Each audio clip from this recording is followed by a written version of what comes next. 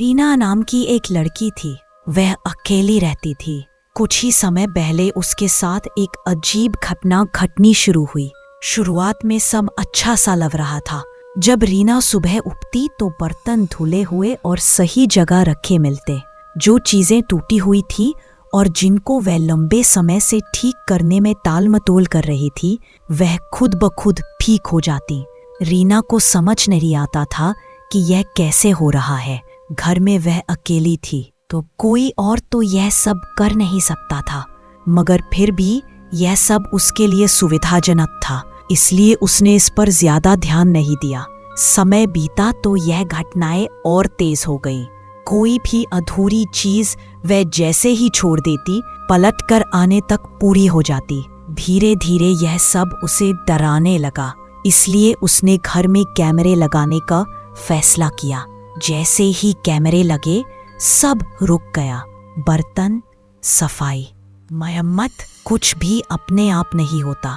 हफ्ते भर तक कुछ नहीं हुआ, लेकिन जैसे ही उसमें कैमरे हटाए सब वापस शुरू हो गया। यह साफ था कि जो भी कर रहा था वह देखे जाना नहीं चाहता था। रीना की दोस्त अलीशा, जिसमें सबसे पहले ब्राउनेज नाम के प्राणियों के बारे में बताया था, कहती थी कि ये छोटे छोटे जीव हैं जो छुपकर सब कुछ नियंत्रित करते हैं। रीना इस बात को गंभीरता से नहीं लेती थी। एक दिन अलीशा उसके घर आई कुकीज बनाने। वह जिद कर रही थी कि वह इन ब्राउनेज को देखना चाहती है। रीना ने कहा, मैंने कभी इन्हें नहीं देखा, तुम्हें भी कुछ नहीं दिखेगा। कुकीज ओवन में रखी ही थी कि रीना का भाई करण का फोन आया। वह घबराया हुआ लग रहा था। दीदी, तुम मेरे घर आई थी क्या? रीना चौंकी। क्या? नहीं, क्यों? करण बोला, मेरा घर बिखरा पड़ा है, किताबें, कपड़े सब अस्त व्यस्त, और यहाँ पैरों के निशान हैं। उसकी आवाज कांप रही थी। किस तरह के निशान? कुछ देर चुप्पी रही, फिर उसने बहुत धीमी आवाज में कहा, दीदी, क्या तुम मेरे पास आ सकती हो? रीना तुरंत निकल पड़ी। रास्ते में उसने महसूस किया कि उसकी कार पहले से चालू खड़ी थी, चाबी लगी हुई थी, मानो कोई उसे जल्दी वहां पहुंचाना चाहता हो। किचन में रखा एक नोट भी उसने देखा जो उसी की लिखावट में था। करण के घर पहुंचने पर वह उसे बाहर खड़ा मिला, बिल्कुल सहमा हुआ। वह मेरे पीछे था दीदी, उसने मेरे कंधे पर सिर रखा था। मुझे लगा अगर मैं पलट कर देख लूंगा तो कुछ ऐसा देखूंगा जिसे इंसान देखने के लिए बना ही नहीं। रीना सिहर गई। दोनों अंदर गए।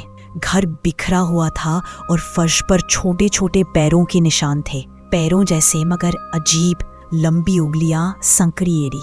दीवारों और छत पर भी ऐसे ही निशान और हाथों के चिन्ह बने थे। करण ने धीरे से कहा, ये सब जगह है, छत पर भी। रीना ने अलीशा को कॉल करने की कोशिश की, मगर उसका फोन बंद था। तभी अचानक दरवाजा अपने आप बंद हो गया।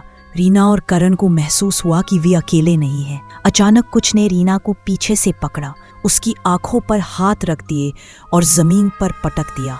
करण चीख उठा। रीना का सिर जोर से फर्श से टकराया और वह बेहोश हो गई।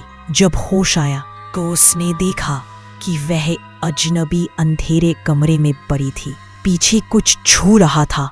वह पलटी और उसके सामने वह था, एक छोटा सा जीव, मेंढक जैसी मुद्रा में बैठा। उसकी आंखें बहुत बड़ी थी, त्वचा गीली और चिपचिपी। वह बस घूर रहा था, बिना पलक झपकाए। रीना जड़ हो गई, सांस रुक सी गई। तभी वह चीज तेजी से अंधेरे में भाग गई। तभी उसने दबे दबे रोने की आवाज सुनी। वह मुड़ी और जो देखा वह किसी भी इंसान को पागल करने के लिए काफी था। उसका भाई करण उन प्राणियों के बीच जकड़ा हुआ था।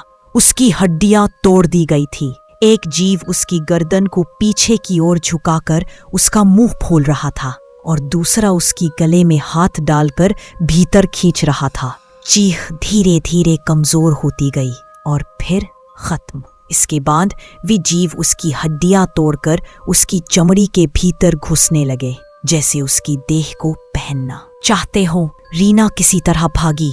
वह अंधेरे में दौड़ती रही और सीढ़ियों से गिरकर फिर बेहोश हो गई।